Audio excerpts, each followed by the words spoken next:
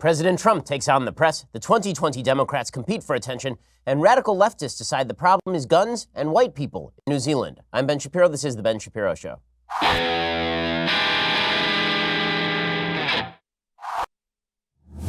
Get to on today's show, a lot of breaking news. We'll get to all of it in just 1 second. First, let me remind you that cybercrime is something that happens to people like you. It is not just something that happens to other people. You might think that no one wants your data or that hackers can't grab your passwords or credit card details, but you would be wrong. Stealing data from unsuspecting people on public Wi-Fi is one of the simplest and cheapest ways for hackers to make money. When you leave your internet connection unencrypted, you may as well be writing your passwords and credit card numbers on a huge billboard for the rest of the world to see, which is why I decided to take action. To protect myself from cybercriminals, I use ExpressVPN. ExpressVPN secures and anonymizes your internet browsing by encrypting your data and hiding your public IP address. ExpressVPN has easy-to-use apps that run seamlessly in the background of your computer, phone, and tablet. Turning on ExpressVPN protection, that only takes one click. And using ExpressVPN, I can successfully surf on public Wi-Fi without being snooped on or having my personal data stolen. It costs less than $7 a month, and you can get the same ExpressVPN protection that I have myself. Protect your online activity today. Find out how you can get 3 months for free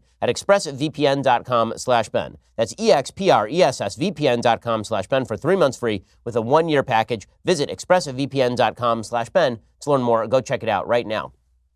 All right, well, we have a lot to get to today. First, I want to thank you all who went out and had a chance to purchase a copy of my book, The Right Side of History, which has soared up the bestseller charts. It is the #1 nonfiction book on planet Earth on Amazon.com. Outside of the health category, there's one health book that's doing better and one fiction book that's doing better. It is #3 overall on Amazon. It is the #1 nonfiction political book in the world. And so thank you for going out and spending your hard-earned money on a book that I think is quite meaningful. And if you want to help us succeed, buy a couple more copies for your friends, because I think that it not only is it good to make the New York Times make it #1 on their bestseller list, but I think that also it is a worthwhile book. It's something that I think is actually important. So you can go check that out right now. All right. Meanwhile, when it comes to the news, both Republicans and Democrats are sort of sitting around waiting for the Mueller report. And what's shocking about that is that there are no real indicators that Mueller's got anything.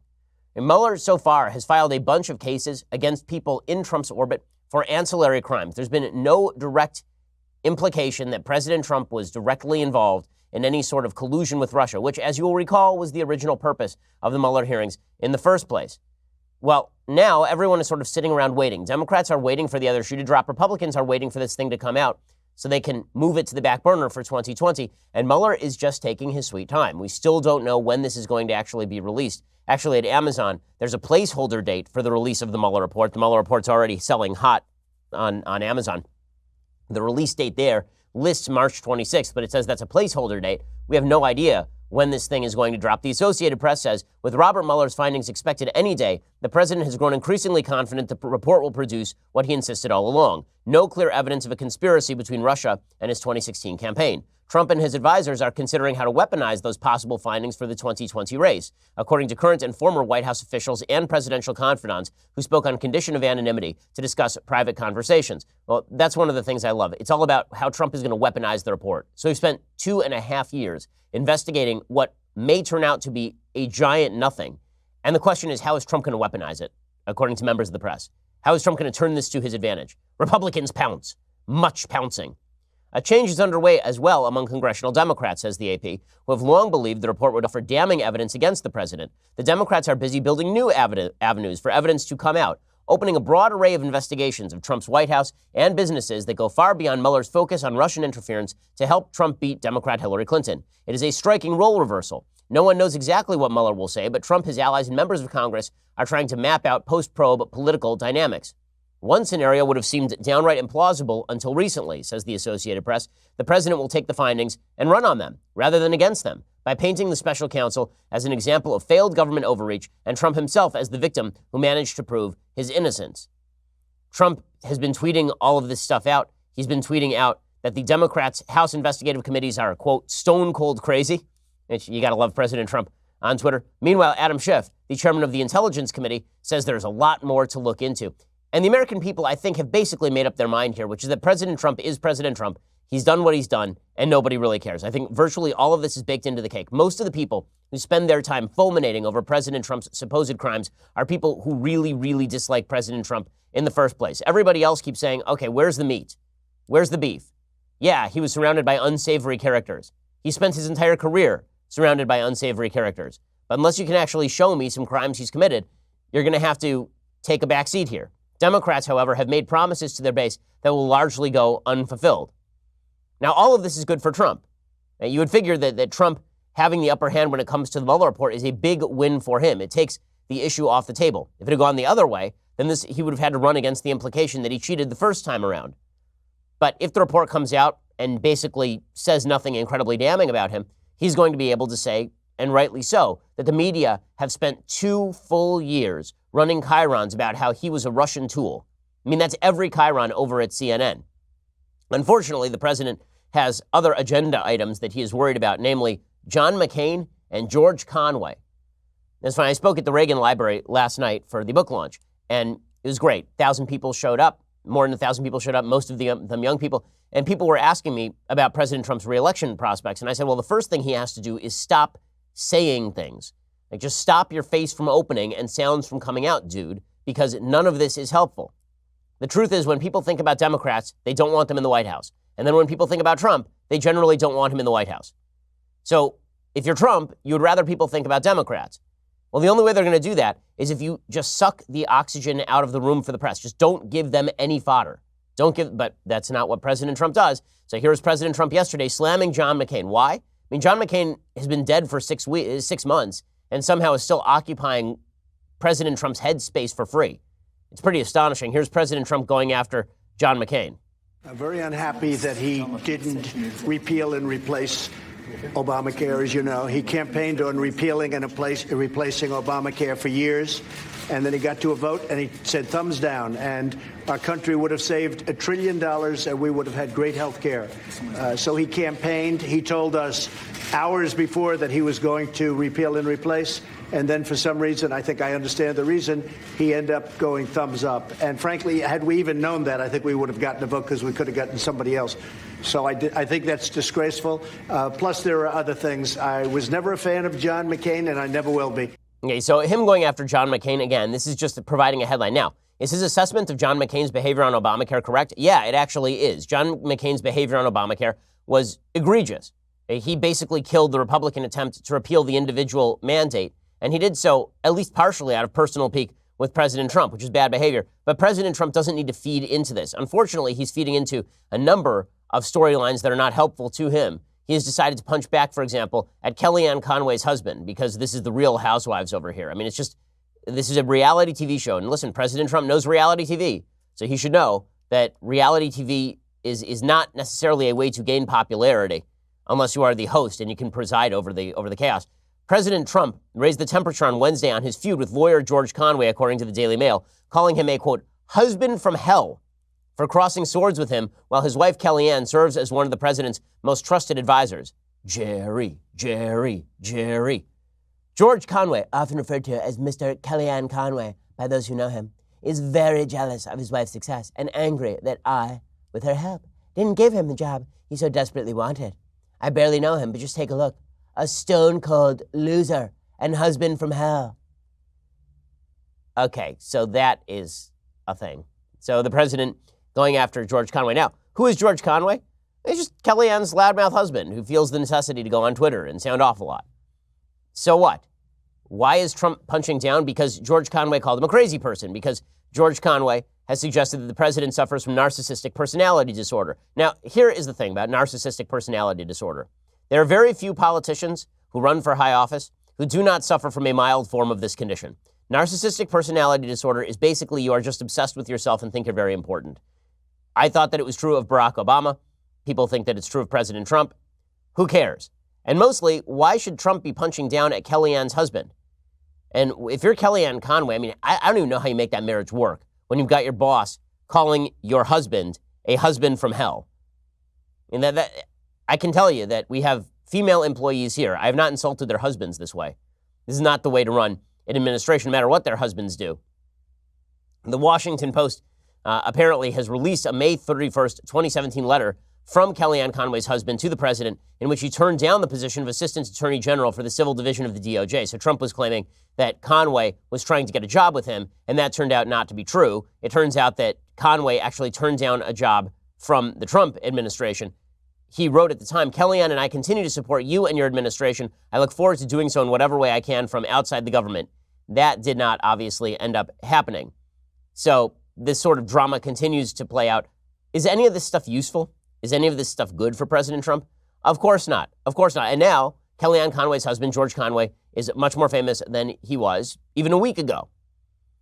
Conway has said that he withdrew his consideration after Trump fired FBI Director James Comey. He said, I'm thinking to myself, this guy's going to be at war with the Justice Department for the next 2 years. I'm not doing this. Conway had launched a barrage of insults at the president Monday evening, tweeting medical definitions of personality disorders, including deceitfulness and grandiosity as symptoms, and saying they apply to the 45th president. And that, of course, follows on President Trump slamming John McCain and then Saturday Night Live. Over the weekend, President Trump had some extra time and just decided to tweet from the Oval Office a bunch of stuff, a lot of it really dumb, including some nonsense about how SNL should be federally regulated or something. And Kellyanne Conway's husband decided to jump into the fray, and now President Trump has decided to jump into the fray. If you're a Republican, if you're a conservative, if you're an American, you do have to be wondering, what is the president of the United States thinking? Like, you are the president, dude. Like, this is an office that does have, I know we're done with decorum. I know we've decided that we don't want that as the American people, that we want selfie stick presidents and presidents who tweet their innermost thoughts from the Oval Office. But is this really forwarding even your political goals? I gotta wonder. In just a second, we're going to get to a new study that shows that trigger warnings are effectively useless. We will also get to the Trump attacks on the press and the press attacking President Trump. Because while Trump's attacks on Kellyanne Conway's husband are worthless and his attacks on McCain are counterproductive, his attacks on the press are somewhat called for. We'll talk about that in just 1 second. First, let's talk about how you send your packages. No one really has the time to go to the post office. In fact, the last time I went to the post office, I got a $96 parking ticket. $96. Welcome to Los Angeles. Who's got time for the traffic, the parking, lugging all your mail-in packages? It is a hassle, which is why you need Stamps.com. It is one of the most popular time-saving tools for small businesses. Stamps.com eliminates trips to the post office and saves you money with discounts you can't get, even at the post office.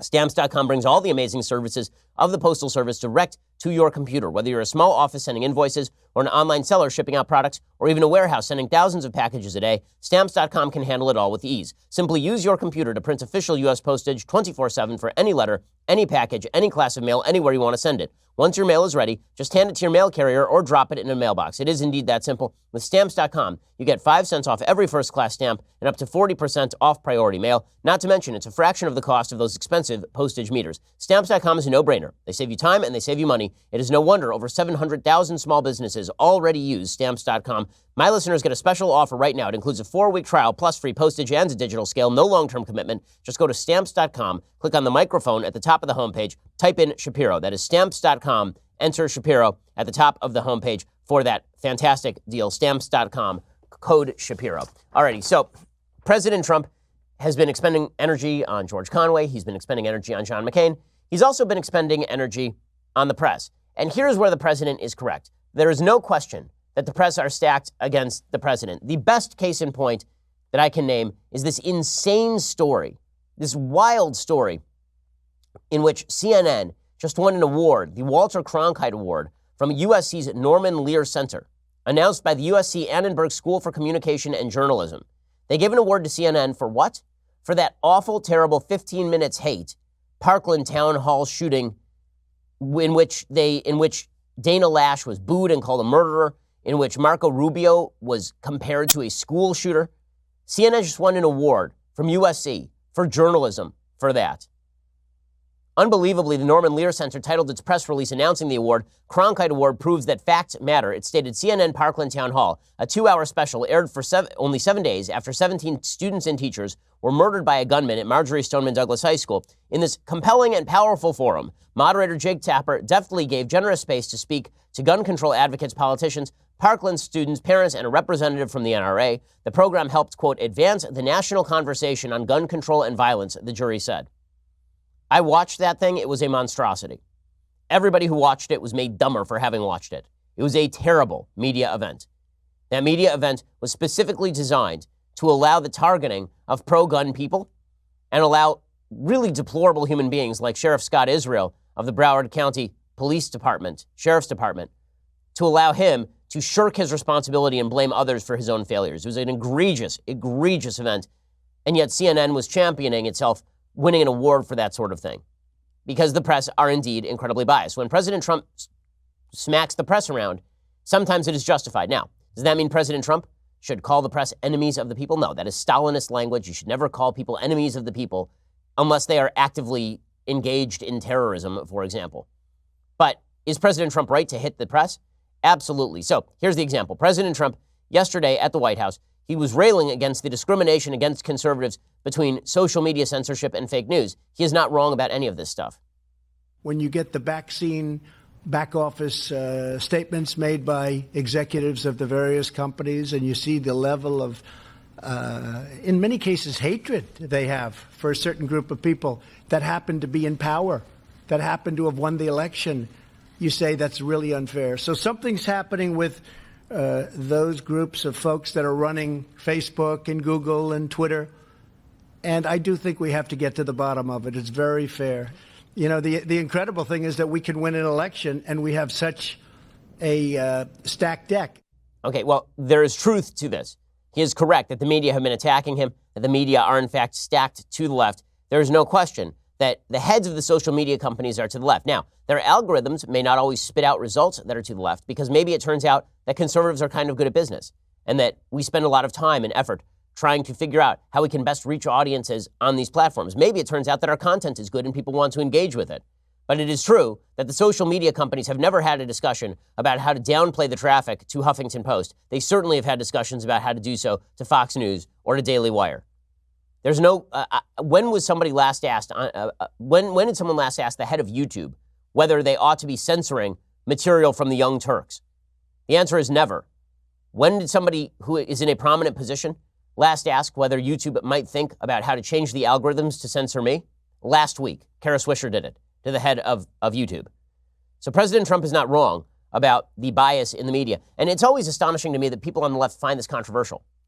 Why is it controversial that the media are generally biased to the left? Now, the media are not monolithic, of course. There are many media outlets. We are a successful one here at Daily Wire. There are plenty of successful right-wing media outlets. If you agglomerate all of them and you stack them up against CBS, NBC, ABC, CNN, the Washington Post, the New York Times, the Chicago Tribune, the Los Angeles Times, virtually every major newspaper in the country, does that even play a minute role?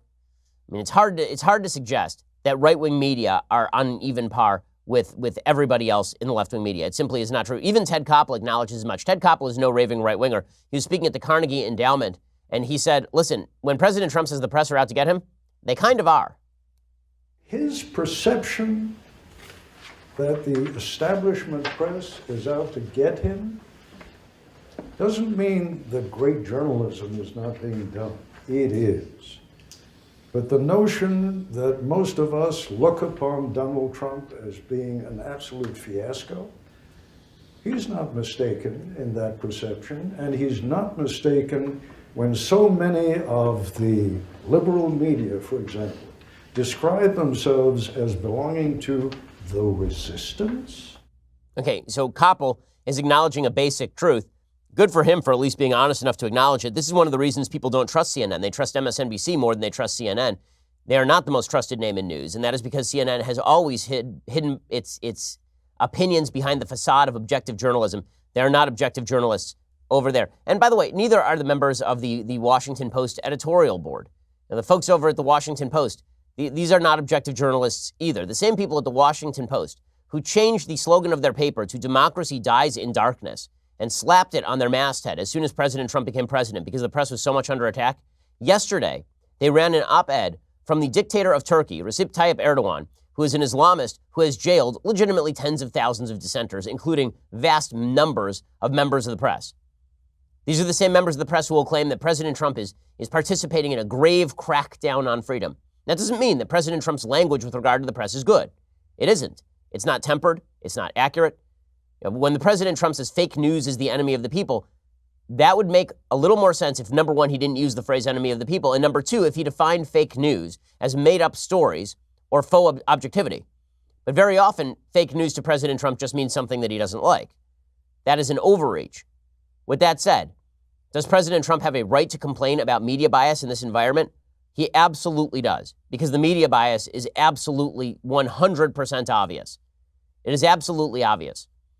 And you can see how obvious it is when you look at, for example, the coverage and the narratives that are driven by the Christchurch massacre. So the narratives driven by the Christchurch massacre on the left and pushed by the media have been that white supremacy is driven by President Trump, despite the fact that the number of white supremacist attacks in the West over the past 10 years has fluctuated up and down. And there's no real solid evidence that it has fluctuated up in any permanent direction in the last 2 years. It was actually quite high in 2015. They've suggested President Trump is at fault for everything. They've suggested that guns are at fault for everything. I mean, these narratives are narratives that the media are driving. You can always tell where the media stand by whatever the topic of the news is today. There's two types of bias in the media. I think it's important to point this out. Two types of bias that are worth pointing out. Point of bias number one is how you actually cover a story. So there's a shooting in New Zealand, a white supremacist terrorist attack on a mosque in New Zealand. How is that covered? What are the topics that we talk about? Do we talk about the rise of tribalism in the West? Do we talk about the rise of white supremacy on its own? Do we talk about, for example, the role of social media as the first order? Or do we immediately jump to, this is President Trump's fault on cable news? Do we immediately jump to, this is everybody on the right's fault? And anybody like Sam Harris or Bill Maher or me who has discussed radical Islam, that those people are somehow to fault for a white supremacist shooting up a mosque, even though that white supremacist presumably likes none of the people that I just mentioned. That's one type of bias. The other type of bias is selection bias, what the media choose to cover. The media do not choose to cover certain shootings. They do choose to cover other shootings. They'll choose to cover a mass shooting at a school in Parkland. They will not choose to cover the shootings in Chicago. There's an obvious agenda that is attached to that. Calling out media bias is important. I know people think that it's just a way for President Trump to deflect from the issues, but if people can't see how the narrative is being driven by motivated people, they are more likely to believe the narrative than if they see the motivations that undergird the narrative that is being driven. Okay, in just a second, I want to get to a fascinating study that suggests that trigger warnings are a giant fail on college campuses. We'll talk about that in just a second. First, let's talk about how you can save money. So we can disagree about a wide variety of issues, and we do. But there is one thing that we should all agree on, and that is, let's try to save some money, gang. And that's where Honey comes in. Honey is great because what they do is they have a best price finder. It automatically compares the prices of millions of sellers that carry an item you want on sites like Amazon. Honey even factors in shipping, sales tax, Amazon Prime status to make sure that you are getting the lowest total price. It shows you the best deal every time, even if Amazon does not. It is like having your very own smart shopping assistant. Every time I buy something on Amazon, I'm saving money, and I shop on Amazon incessantly. Amazon is my jam, and Honey makes it so that I am saving all sorts of money. Bought some soccer equipment for my kids. I know, I'm a commie. I bought some soccer equipment for my very young children the other day from Amazon. Saved some money thanks to Honey. More than 10 million people are using Honey to save money. Honey has over 100,000 five-star reviews on the Google Chrome store. Time magazine says it's basically free money. So next time you're shopping on Amazon, treat yourself to the free upgrade that guarantees you always get the absolute best price. Add Honey for free at joinhoney.com/Ben. That is joinhoney.com/Ben. Honey is the smart shopping assistant that helps you save time and money. All right, so there's this fascinating new study out today that I think is actually more important than is being led on. It's a study that suggests, as we all suspected, that trigger warnings are generally useless. So what exactly is a trigger warning? If you do not have a son or daughter in college, or if you're not a college student yourself, you probably don't know what a trigger warning is because you live in the real world where people say things that offend you sometimes, and then you get over it. But on college campuses, trigger warnings have become a thing. This is where you're about to discuss a controversial topic, and you're afraid that by doing so, you're going to trigger someone's emotions. And so you are expected to issue a trigger warning. So if you are going to talk about the issue of rape, for example, then you are expected to say, here's a trigger warning to anyone who has been victimized by rape or anybody who knows anybody who's been victimized by rape. And if you don't issue that trigger warning, you are considered insensitive and gauche and as though you are doing psychological damage to somebody. And this is taken to the logical extreme at university campuses where any controversial topic must be accompanied by a trigger warning, lest you offend somebody, lest you microaggress them. And if you microaggress them, right, if you say these things without a trigger warning, then you participate in a microaggression, and that microaggression is a real damage. It is the equivalent of violence, is how many on the radical left and in mainstream academia see it. Now, all of that is crap. It is not true. A microaggression is not actually damaging in the same way physical aggression is. And trigger warnings are absolutely ineffective. There's a new study. It recently appeared in Clinical Psychological Science, and it pushes back against the findings of Harvard University researchers who suggested that trigger warnings might actually be a net negative. They could make some people less resilient to trauma.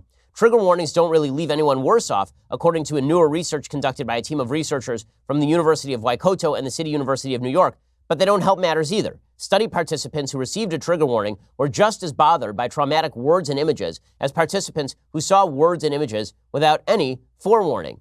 These results suggest a trigger warning is neither meaningfully helpful nor harmful. So we now have a study from Harvard that says that trigger warnings are effectively harmful because they essentially raise your radar for stuff that is going to offend you. And now we have a new study that says they're useless. So trigger warnings fall somewhere between harmful and useless on the scale of things, and yet they are the expected mode of communication at university campuses. This study involved 6 experiments and exposure to both disturbing written materials and video clips. Researchers also asked participants about their previous experiences with traumatic episodes, but determined that trigger warnings were effectively useless even for people with a history of trauma. So this stuff is not only useless, in many cases it's counterproductive. Why? Because if you are ready to be offended, you're more likely to be offended. Unfortunately, this sort of nonsense is now being written not just into campus politics, it is being written into law. It's being written into law. Here is the case from The Spectator in the UK. Quote, "Here we go again. Another woman is facing a police investigation and potentially a jail sentence because she wrote things online about sex, gender, and a person who changed gender. The woman is a journalist. Her name is Carolyn Farrow. She's 44, and she's the subject of an investigation by Surrey police over tweets she sent referring to the adult child of Susie Green, head of Mermaids, a charity concerned with transgender children. Farrow said the investigation arises because she quote-unquote misgendered the child, who was born male but now identifies as female. Farrow is a columnist and occasional TV commentator. She writes and speaks from a Catholic perspective, so she's Catholic, about a number of issues, including education, family policy, euthanasia, and gender. Her political and religious stance makes her relatively unusual among women who question transgender orthodoxy." And the columnist for The Spectator says, "I point this out here because some people are keen to suggest anyone who challenges the trans rights agenda is automatically a right-wing culture warrior, possibly in league with U.S. Christian conservatives. There will no doubt be those who cite Farrow's faith as proof of this thesis. In fact, I'd suggest it proves the opposite. It shows you can find women and men who worry about gender issues right across the political and social spectrum." Farrow tweeted out, "I'm being interviewed under caution for misgendering Susie Green's daughter. It's all rather Orwellian and rather scary. The thing is, I can't even remember what I said. My tweets automatically delete after 2 weeks, so they are investigating me for tweets which have been deleted but which cause offense to Susie Green. She believes that she is being investigated by the police for potential malicious communications, which would be a breach of the Communications Act of 2003. Section 127 of that act in Britain relates to the improper use of public electronic communications networks and says a person is guilty of an offense if he, quote, sends by means of a public electronic communications network a message or other matter that is grossly offensive or of an indecent, obscene, or menacing character, or B, causes any such message or matter to be sent. A person can also offend if, for purposes of causing annoyance, inconvenience, or needless anxiety to another, he sends by means of a public electronic communication a message he knows to be false, causes such message to be sent, or persistently makes use of a public electronic communications network. You could theoretically be fined or jailed up to 6 months. Up to 6 months. This is absurdity, the height of absurdity. In a rational society, we should be able to point out that biological males are biological males. But apparently, this is no longer a thing. And we say that we're making our society better because of this?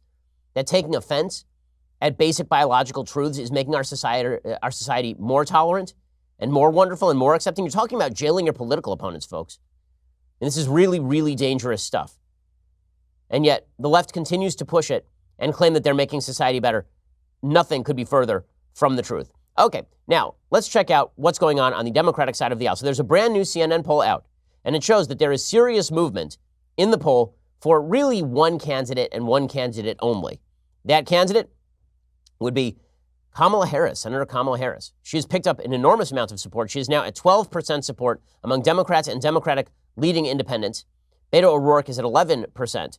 Harris's rise is across the board, according to CNN. Her gains are more pronounced among Democrats. She's gained 10 points among Democrats. She's gained 10 points among liberals. She has gained 9 points among women. And she has gained 10 points among ethnic minorities. And she's pushing hard to the left. So Kamala actually came out and said last night, Kamala Harris did, in her quest for the nomination, that she wants to jail President Trump, that she would try to prosecute President Trump. So we are now back to lock him up. Remember when it was really bad that President Trump was saying lock her up and people were chanting lock her up about Hillary Clinton because she committed a crime? Well, now Kamala Harris is pledging that she will prosecute President Trump for crimes unspecified, which is a great thing to do. It's always great when you have a former prosecutor pledging to use the full power of the executive branch to go after somebody for a crime that she can't even name. Here's Kamala Harris pledging to do just that. I also believe that what voters are going to want is they are going to want that there is someone who has the proven ability to prosecute the case against this administration. Yeah. And this president. Yeah, people do want that. And that is going to be about having an ability and a proven ability to be able to articulate the evidence that makes the case for why we need new leadership in this country. You're saying if you are president and Donald Trump is out of the White House, you will then continue to prosecute him and his various hench characters. I am very supportive of Bob Mueller being able to finish his process and do his job. Okay, so she won't rule that out. She won't rule that out. Now, I will say that she's obviously talking about prosecuting the case against the president. She's not talking about prosecuting the president right now. But it's funny that she won't just say, I'm not talking about prosecuting him once he's out of office. We have to see what kind of law breaking happens. Kind of fascinating. Obviously, the Democrats are racing to the left at the speed of light. We'll get to more of that in just 1 second. First, you're going to have to go over to dailywire.com and subscribe. For $9.99 a month, you can get a subscription to Daily Wire. When you do, you get the rest of this show live. You get 2 additional hours of the show every single day. And when you spend $99, you get the very greatest in beverage vessels, the Leftist Tears hot or cold tumbler. Now, I desperately wish I could drink from this hot or cold tumbler today. I cannot. It is Jewish fast day, sadly. But you can if you subscribe right now. Go check it out right now. Also, my latest book, The Right Side of History, was released yesterday. If you have not yet picked up a copy, please head on over to Amazon, Barnes & Noble, or rightsideofhistorybook.com and grab one. Well, they're still in the stores. I mean, they're flying off the shelves right now. It is the #1 nonfiction book on planet Earth, according to Amazon, at least not in the health category. And today only, you can catch me doing a live book signing on today's episode of The Conversation at 7 p.m. Eastern. To get a signed copy and a chance to have your question answered, head on over to premiercollectibles.com/Ben Shapiro. Tune in. It should be a lot of fun. premiercollectibles.com/Ben Shapiro if you still want to get a signed copy of my brand new book. Also, when you subscribe over at Daily Wire, you get all of the aforementioned wonders that we've talked about. Plus, you get special access to our Sunday special. Our Sunday special comes out on Saturday for you if you are actually a subscriber. Our Sunday special this week features Stephen Meyer, author of Darwin's Doubt and Signature in the Cell. He makes the case for intelligent design, and you can see what you think. Here's what it sounded like. Hi, I'm Stephen Meyer. I'm talking with Ben Shapiro on the Ben Shapiro Show Sunday special, and we're talking about the theory of intelligent design, God, science, and the universe. Okay, it's really worth a listen. I think that you'll find it fascinating, whether you agree or disagree. So go check that out. Also, make sure that you subscribe over YouTube and iTunes. Leave us a review. We always appreciate it. We are the largest, fastest growing conservative podcast and radio show in the nation.